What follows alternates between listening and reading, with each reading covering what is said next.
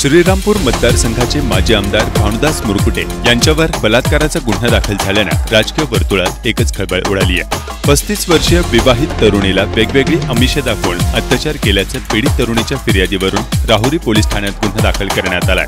पीडित महिलेच्या तक्रारीवरून सन 2019 ते 2023 या दरम्यान वेळोवेळी नगर जिल्ह्यातल्या वेगवेगळ्या ठिकाणी मुंबई तसेच दिल्ली येथे लैंगिक अत्याचार केल्याबाबत या महिलेने तक्रार दिल्याने राहुरी पोलिसात कलम 376, 328, 418 आणि 506 प्रमाणे गुन्हा दाखल करण्यात आलाय।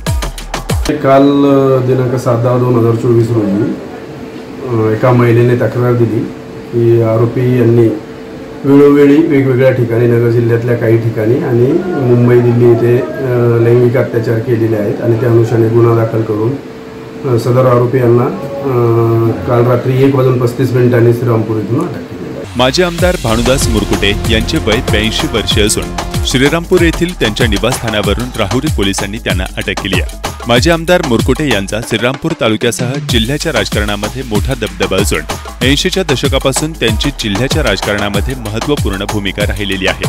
मुरकुटे हे 3 वेळा श्रीरामपूर मतदारसंघातून विधानसभेवर निवडून गेले, तर सध्या ते अशोक सहकारी साखर कारखान्याचे अध्यक्ष तसेच जिल्हा मध्यवर्ती बँकेचे संचालक म्हणून कार्यरत आहेत।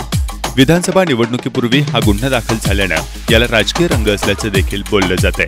आक्रमक कार्यशैलीमुळे श्रीरामपूर तालुक्यासह जिल्ह्यात सर्वांचे पत्र श्रीरामपूरच्या पाणी प्रश्नावर त्यांनी घेतलेल्या आक्रमक भूमिकेमुळे पुन्हा एकदा चर्चेत आले होते। ब्युरो रिपोर्ट, SP 24 तास, राहुरी।